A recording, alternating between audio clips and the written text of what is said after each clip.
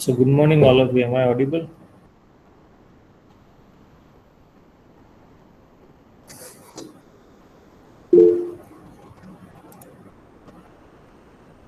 Okay, so today we are going to start with a new chapter that is on graph. Now, as I have already told you in the last class that majority of this topic is actually a repetition of what you have learned in data structure subject, except one topic. So we will first quickly review from that perspective. So let us first start to understand what do we mean by graph. So graph is basically a data structure. To be more precise, it is a non-linear data structure, right? Non-linear means that the access, the insert operation, the remove operation, the search operation, the delete operation on that particular data structure is not always linear. Why? What we have in kind of a stack queue or a linked list, etc. So basically, it's a non-linear data structure which is being uh, originated from concept of a tree. So basically, there are two versions of nonlinear data structure. One is called tree, and second is graph. Now, when you have a tree, it means that you don't have any closed loop inside that. The nodes or the data points are connected in such a way that there is no closed loop inside it. Whereas in terms of graph, you always have a closed loop. So the connection between data points is such a way that it forms a loop between them. So let us first try to understand the terminology. Uh, First, what do we mean by uh, this particular thing? It's called node in a graph, or it is also known as vertex. So this is called a vertex. This is called edge. So I will quickly review this because these are not the topic which is to be, it's not new thing to you. So it's called vertex, and this is called edge, right? So all these are edges. Now, uh, edge may have direction or may not have the direction.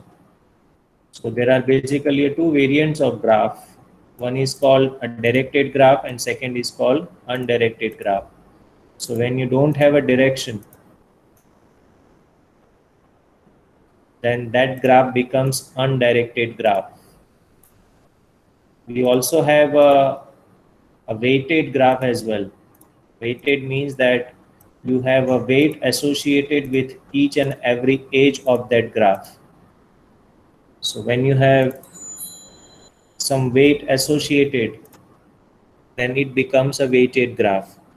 So we have a graph, we have a, this is undirected graph and this is directed graph.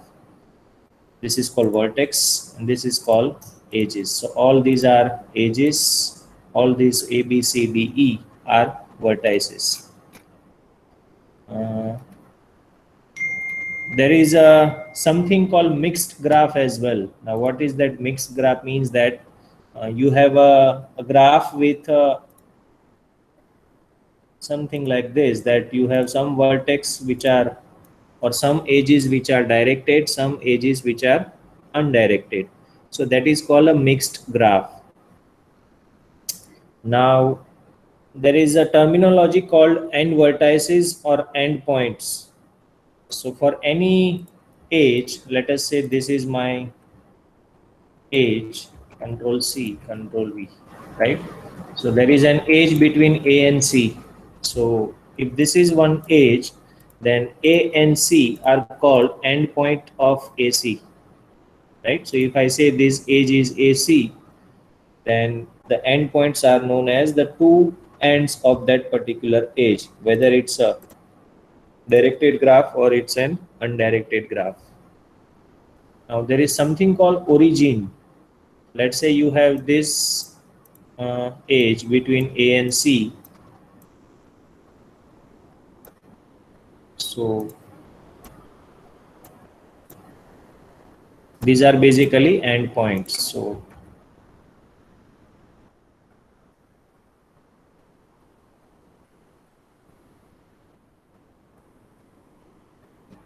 right, so these are endpoints, right?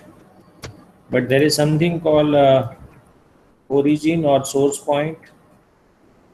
So this is origin, and this is destination. So these are two more terms which is being used. One is called origin or source vertex, also known as source vertex. So origin vertex or source vertex and destination vertex. That is for any given edge. So you take any edge of this graph. Let's say if I take this edge between C D, then C is origin and D is destination, or C is source and D is destination. Then there is a something called adjacent vertex. So now what do we mean by adjacent vertex? You take any vertex, let's say this is one vertex B. You have to identify the edges which are connected with B. Let's say you have this scenario that there is three edges.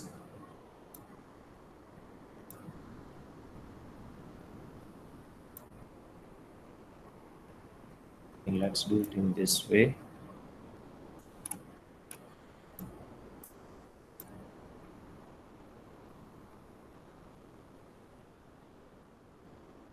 So you have one vertex B. Okay. So there are adjacent vertex. Adjacent vertex means that those vertex which are connected with B. So adjacent vertex of B is C, D, and E. Right? Then there is a, so let's put it in this way.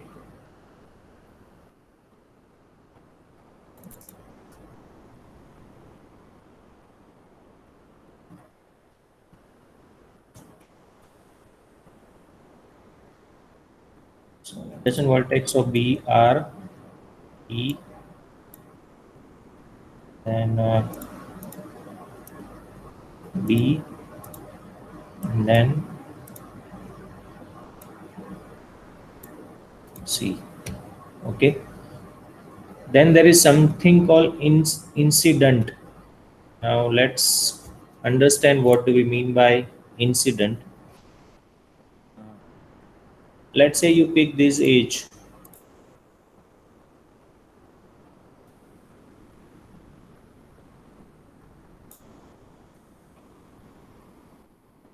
So we have picked this age.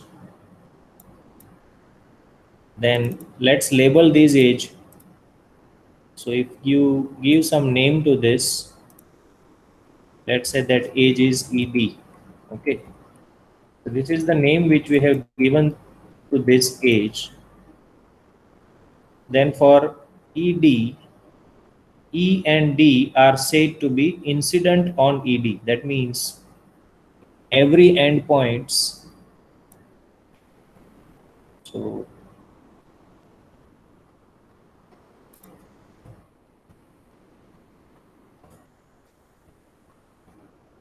basically a reverse term.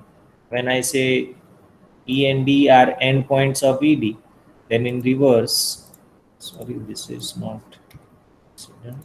Okay. So incident of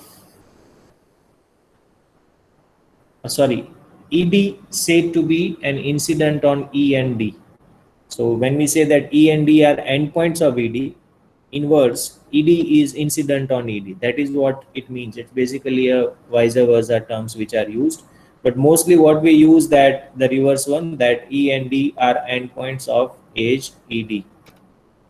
Then there is something called outgoing edges. So obviously, when you have a directed graph, so let's say you take this. Let's focus on this vertex C. So if you focus on that vertex, then you have to identify how many edges are there, which are actually, for which C is actually an endpoint. So there are three edges, but two of them are outgoing because these are the edges for which C is an origin. So outgoing edges of C are this and this. Okay. Similarly,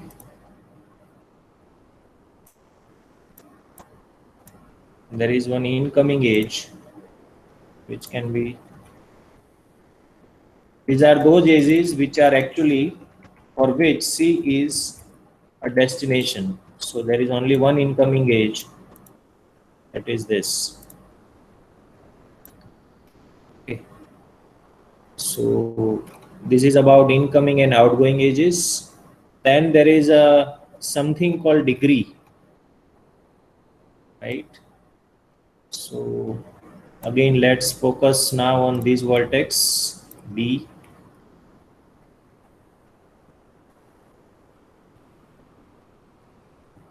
So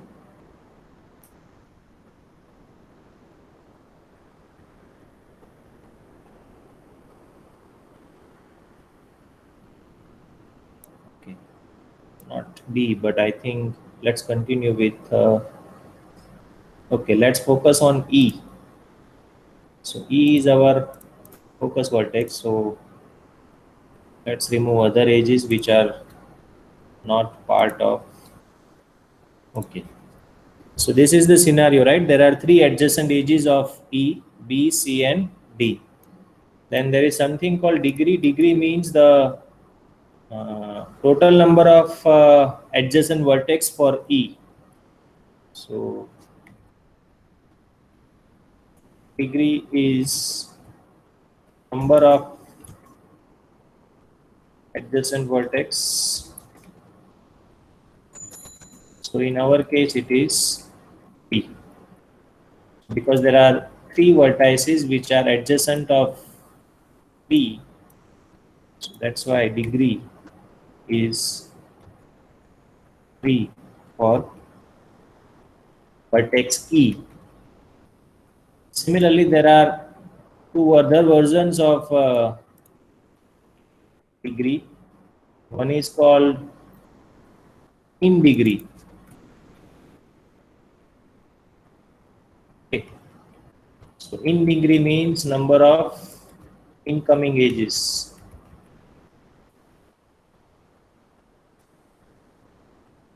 Right?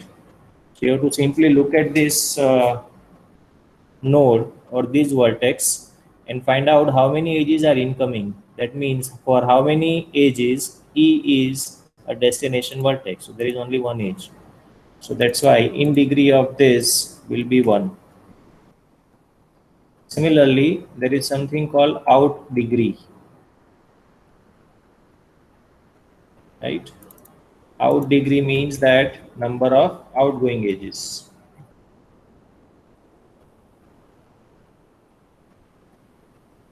So how many edges are outgoing E, or how many, for how many edges the E is a source vertex? So there are 2.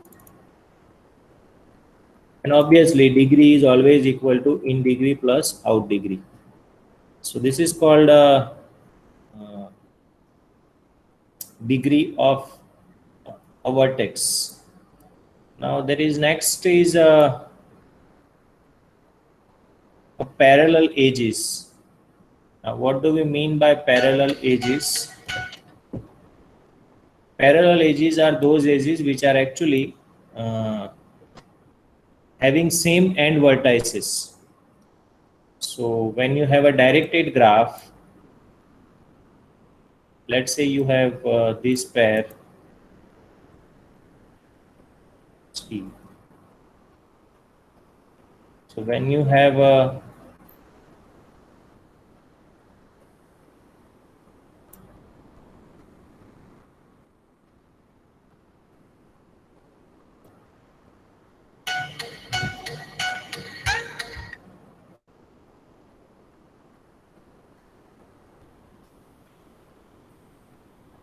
so so there is one edge which is between E and D, and there is another as well. So now these two edges are called parallel edges or multiple edges. If it's a directed graph, then source vertex and destination vertex should be same. That means if I say this is edge 1 and this is edge 2, then these two are called parallel edges if source vertex and destination vertex are same. These are parallel edges. Okay. In case of a directed graph, this should be a constraint. In case of undirected graph, there will not be any direction, so there is no constraint, obviously. But when let's say you have this scenario for directed graph, see this. So even though these for these two edges also the adjacent vertex or the vertices or the endpoints are same, but these are not parallel edges. The reason for that is that the source vertex and destination vertex are not same.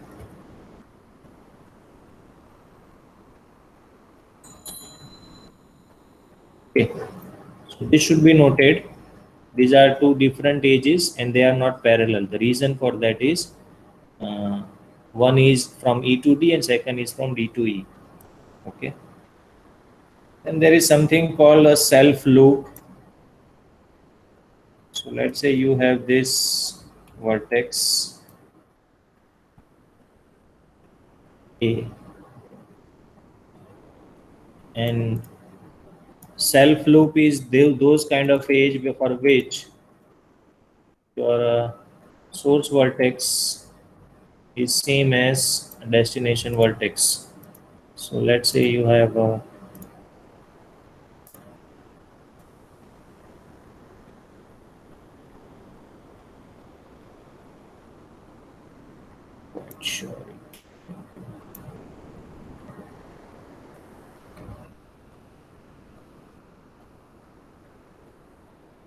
something like this. So this is called a self loop where your source vertex and destination vertex is same. Okay.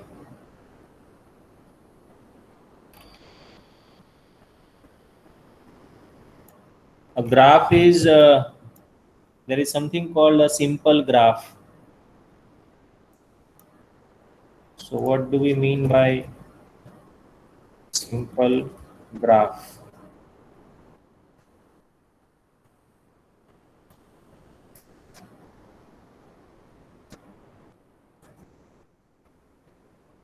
Okay. So it's basically a graph without any parallel edges. So I can say graph without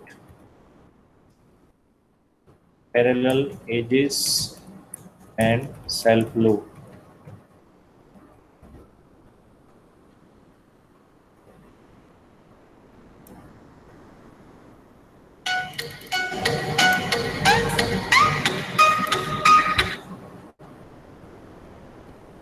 Right.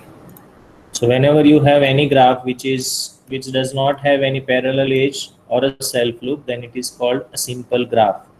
So this graph is basically a simple graph. Reason for that is there are no parallel edges and there are no self loop. Okay, and then there is something called a path. So path means a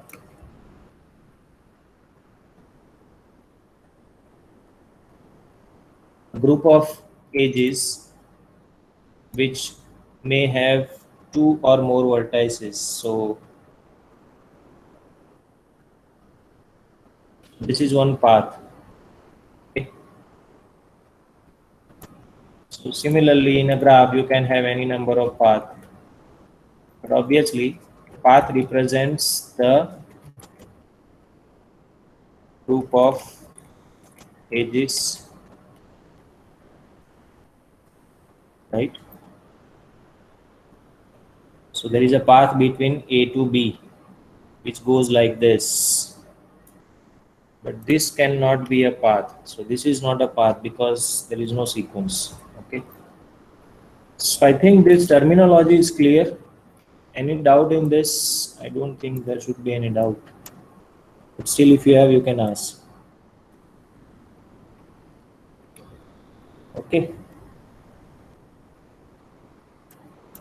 Then next thing which I think we should discuss is graph representation, because that is important if you want to implement any graph related algorithms or problem statement. So let us first continue with the same graph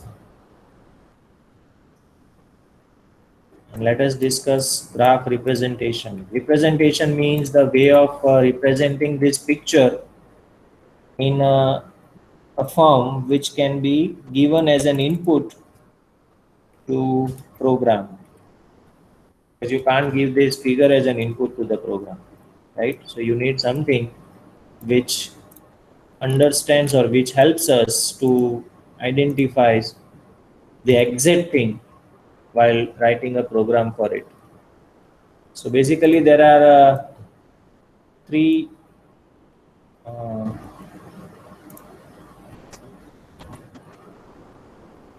one is called adjacency matrix representation. So you have a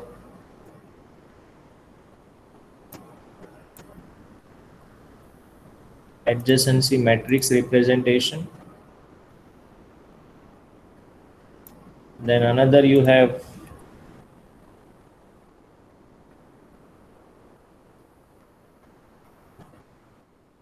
incidence matrix. And the last one is adjacency list representation. So there are three ways to represent any graph. Okay, adjacency matrix, adjacency list, and incidence matrix. Obviously, these two methods are very popular. Incidence matrix is not popular. There is a specific reason for that. So let us discuss what is the differences. Okay.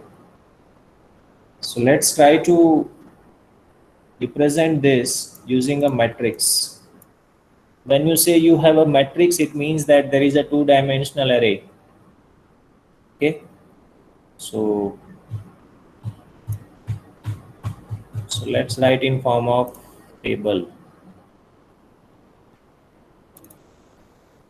So it's a two-dimensional array in which the rows, you have a table between all the vertex. Sorry. So on rows you have vertices. On column also you have vertices. Column left. So there are 1, 2, 3, 4, 5 rows. Sorry, 5 vertices. So there will be 5 columns and 5 rows. So A, B, C, D, E. Similarly, A, B, C, D. and T. So you have a matrix in which 5 rows and 5 columns. Why 5? Because 5 is the number of uh, vertices. Okay. Now what will be there inside this matrix? The values. It will represent the connection. So as we have discussed, that graph is basically, it shows you two aspect of anything. First is the value, and second is the relationship. So value is represented by node, and relationship is represented by age. So when you have a matrix representation, this particular cell will represent the relationship between these two values, right? Obviously, it's a simple graph, so there will not be any self loop, right? So that means you will write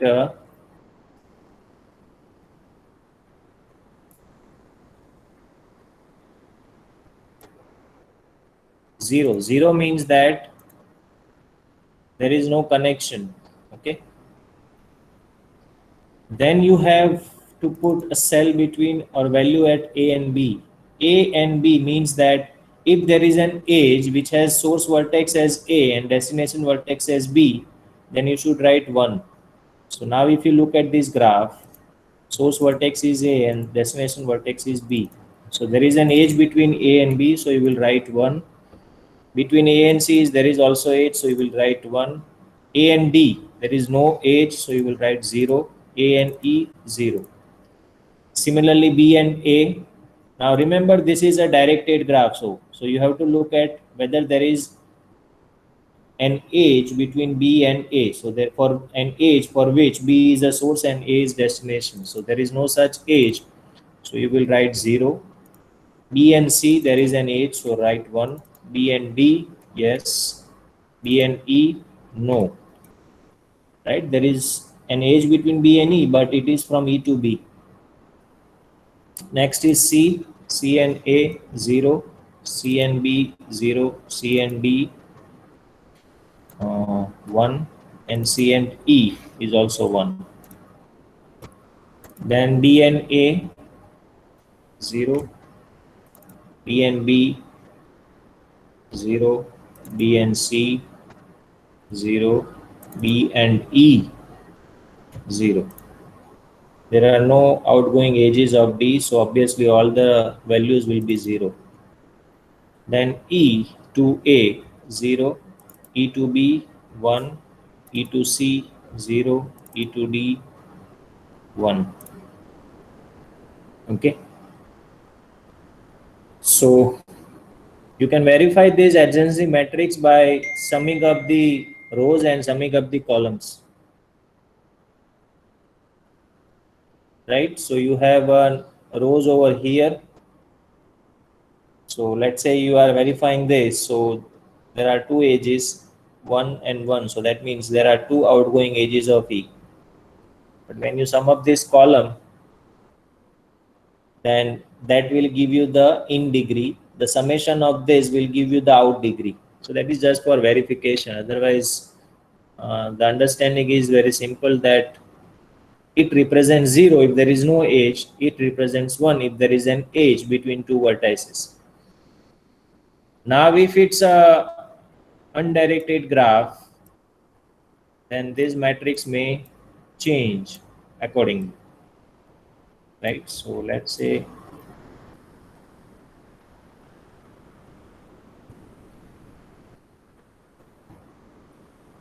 this is the same graph, but now it is undirected.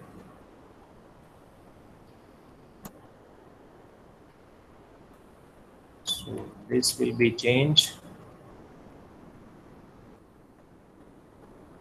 So now you are not supposed to look at the direction. So that means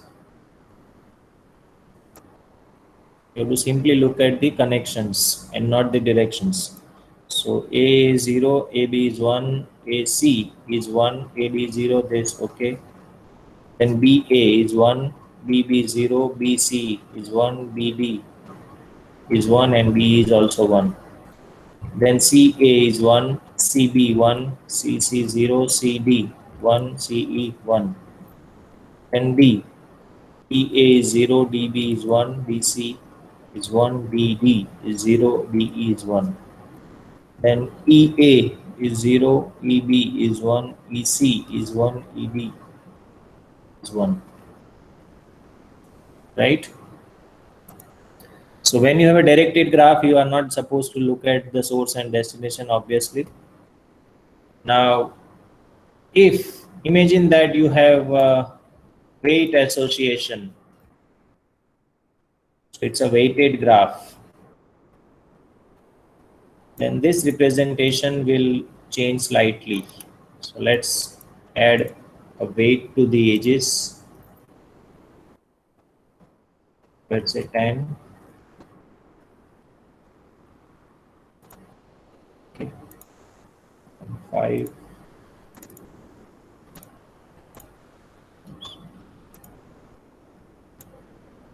8. 6. 4.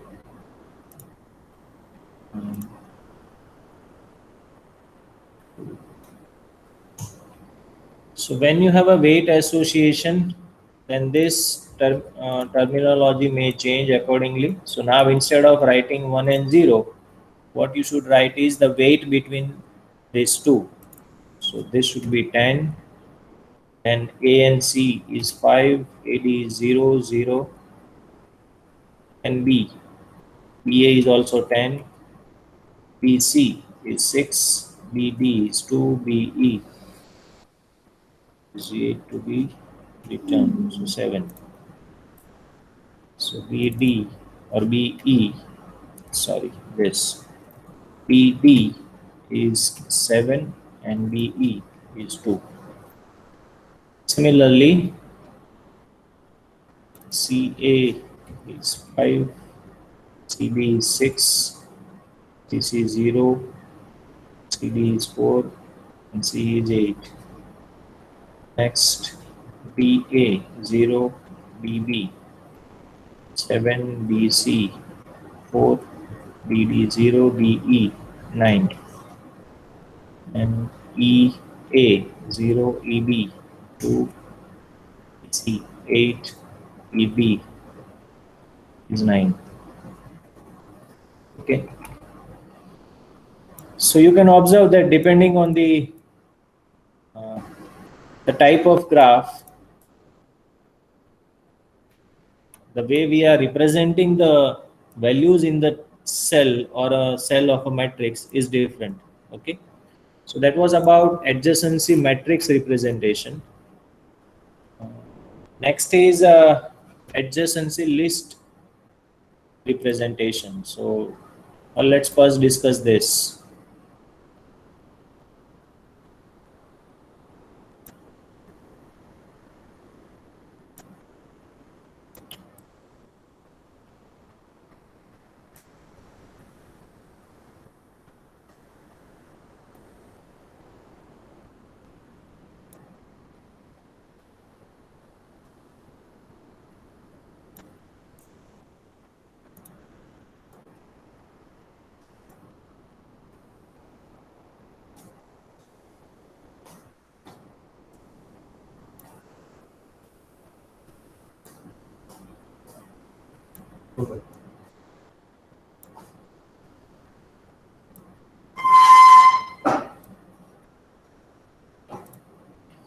Okay. So now the incidence matrix. Now incidence is basically, this is actually you are looking at the uh, vertex and vertex. Here we are actually slightly changing our interpretation. Instead of vertex, now we will put edges over here. You have to write all the edges which are there, AB, AC, and there is BC and BD and you have CE, sorry, CD, then okay. So you have CE,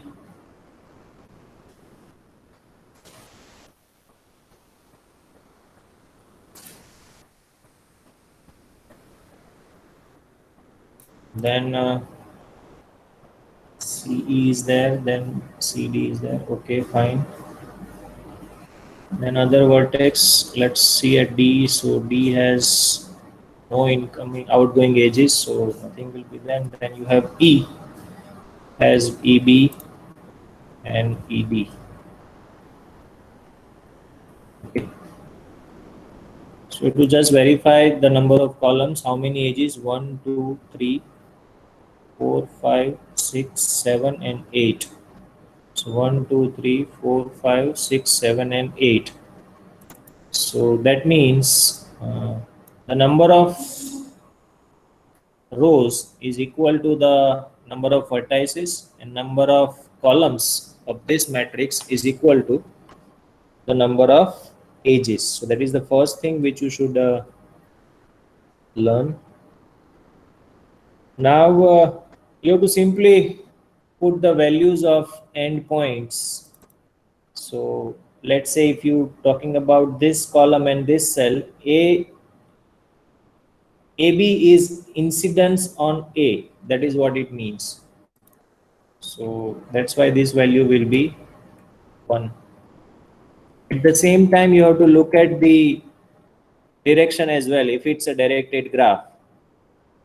So one value represents the row edge is connected as outgoing edges to column vertex. Okay. So this value will be 1 if AB is an outgoing edge of A, and this value will be -1 if AB is an outgoing edge of sorry, yeah, or outgoing or incoming edge for vertex A. Obviously AB is an outgoing edge of A, so it will be 1. This is 1, and because BC has no connection with A, so you will write 0. These all values will be 0. Similarly, this should be -1 because AB is incoming edge for B. This should be 0. BC is outgoing edges for B, so 1. BD is also 1. This should be 0. 0.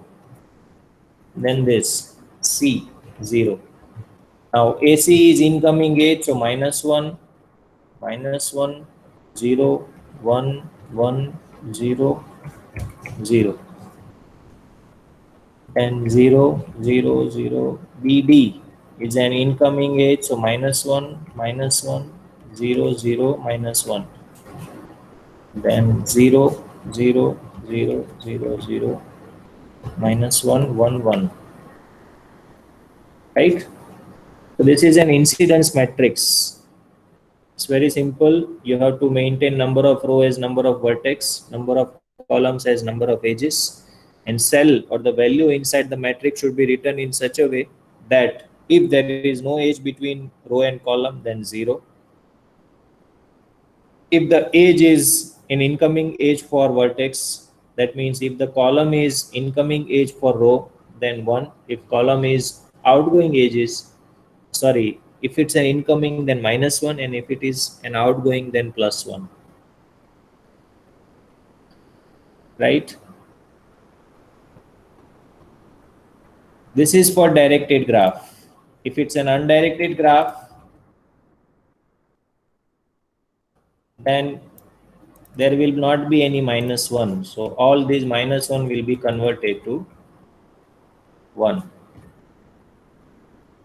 Because there is no direction, it simply shows that there is,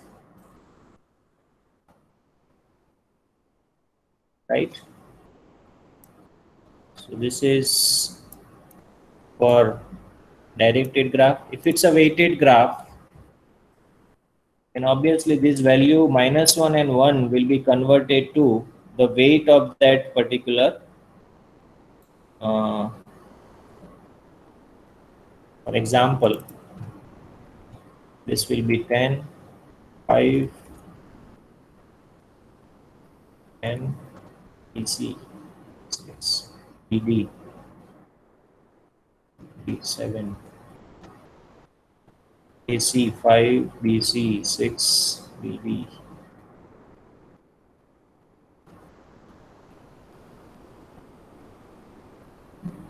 CD, CMP 4, C,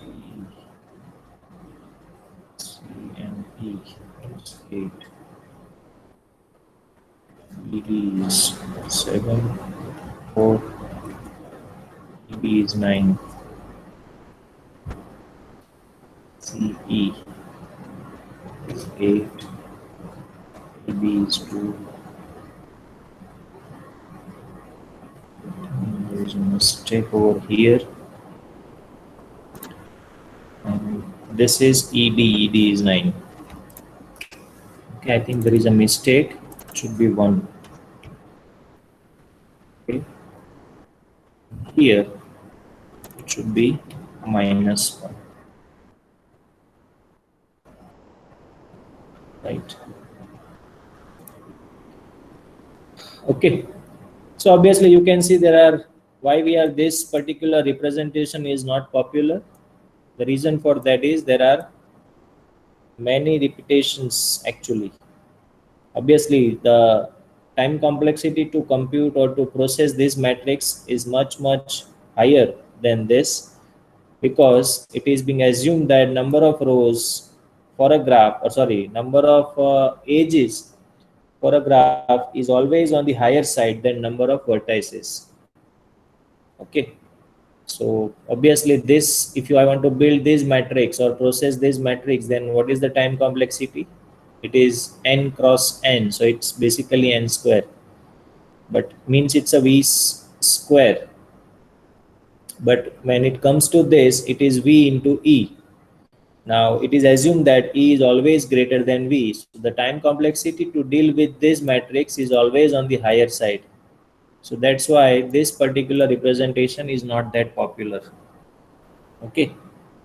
The third one, which is also very popular uh, representation, is called adjacency list. So let's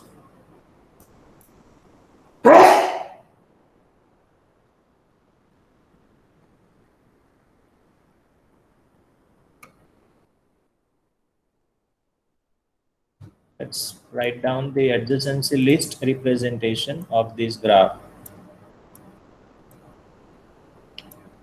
As the name suggests, it is basically a representation using a linked list.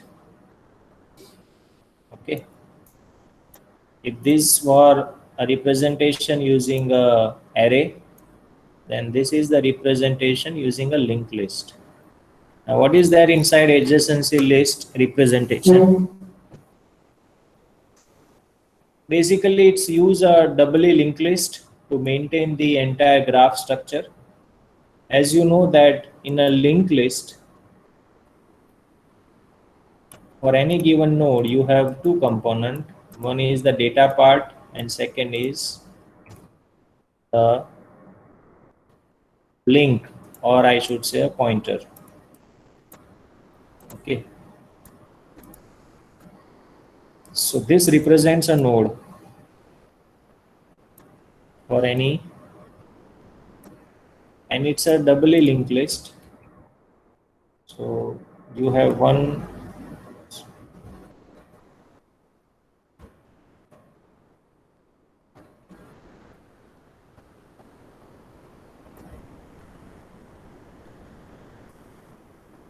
See, doubly linked list in the context where I'm saying that it doesn't mean that it has two pointers, right? I think doubly linked list, it should not be the word which is to be used, because doubly linked list means that you have a front pointer and rear pointer.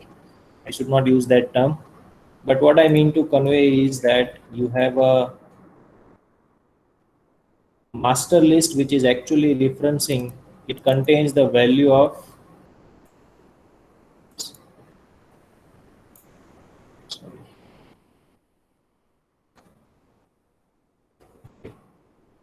So you have a node for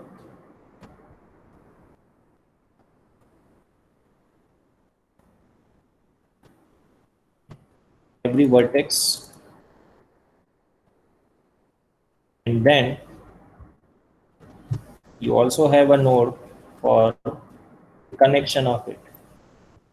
So if you see this node A, there are two adjacent vertex of A. One is B and second is C.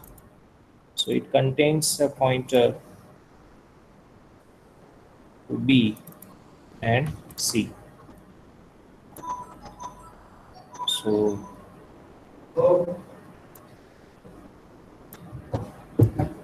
something like this.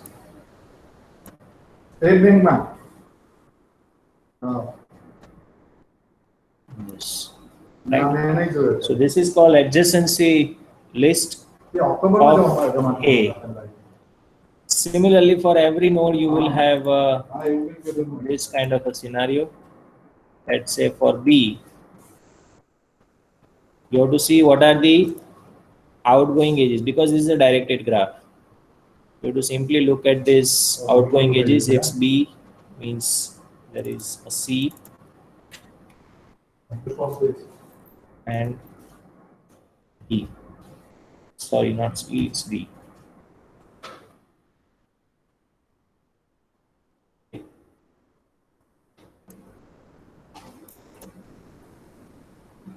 Similarly, for C, there is one outgoing edge, so there will be one node.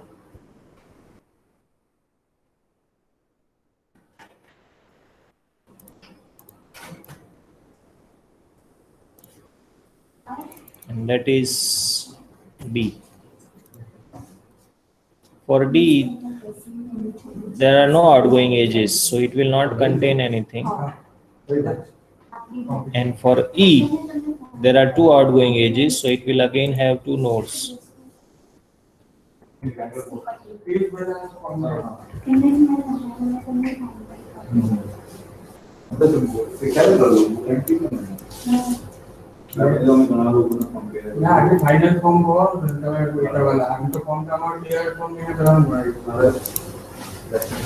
So, right, this is the scenario where you have a first pointer is to D, second is B. So remember, it's a linked list, so whether you write D or B or B or D doesn't make any sense. Okay, it doesn't make any difference actually. So this is adjacency list representation. Now you might be thinking about how you are going to traverse through this, right? So basically, there are different ways to do it. Either you represent it in form of list only. So instead of maintaining a single pointer, you have two pointers. Or what you can do, you can build an array of node. So what you have is array of node.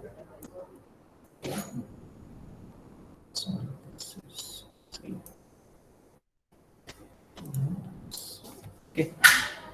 So instead of so this is basically a list representation for this graph, right? At the same time, this can also be implemented as an array. So you can also have, instead of this node, what you can have is an array. So one is B, and second element in that array is C. Okay. But there are limitations of array, obviously we all know that. So most of the time it is represented in this form only. So array for the nodes, and each value of that array contains a pointer to the adjacency list of that particular node. So I hope these three representations are clear. obviously when you are talking about this, let's say you have to represent this a weighted graph. In that case, now you will simply change the structure of this node, a link node, right? So instead of just maintaining B, you will have another term which will also tell you about the weight of that particular. So if I write the structure, then it will have three components. One is the name of the adjacent vertex, then weight, and then next. So these are the three terms which will be maintained in every node of this. Okay, in graphical way we can do like this. So you have B, you have a weight and pointer. Right? So for every node will be converted into this form. So I'm not showing that, but I hope it is understandable. So every node will be converted into this form. This is basically a link node which has three components. One is the node name, the weight of this edge between A and B, and the next pointer. Remember, when you have a next pointer and when you are writing something like this, so it's C. Okay, so there is an edge between, sorry, here. There is an edge between A and C, but this weight will be 5. Remember, this is a weight between A and C and not B and C. Okay, this is because this is the list of adjacency list of node A. So technically it terms or it interprets, or it should be interpreted like an edge between A and B, an edge between A and C. Weight of this is 10, weight of this is 5. Okay, so I hope this is clear. So I think time is also up. So in the next class, we will discuss the traversal algorithms, specifically a breadth first search and depth first search. But in order to understand the traversal algorithm, this knowledge is important, right? So how do we represent graph? And the graph representation is mainly important for writing programs related to graph, because ultimately you are going to maintain this and not this. Okay, and this terminology is important, obviously, because when we will be discussing the next algorithms, I will be using these terms only, right? So I hope this is clear. In the next class, we will see breadth first search and depth first search. That's all for today.